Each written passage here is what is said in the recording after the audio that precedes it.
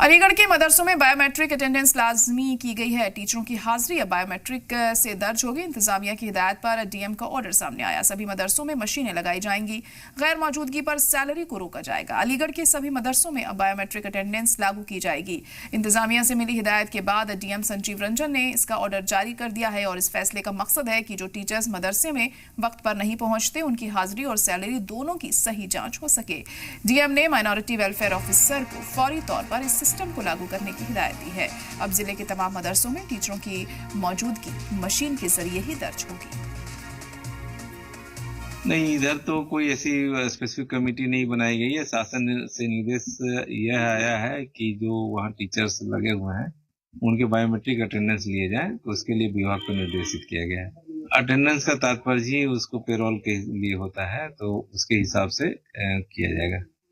अवैध मदरसे चल रहे हैं, इसकी जांच भी कराई गई। अवैध मदरसों को लेकर पहले भी जांच हुई है और उस संबंध में जो शासन के निर्देश है उसके हिसाब से कार्रवाई की जा रही है।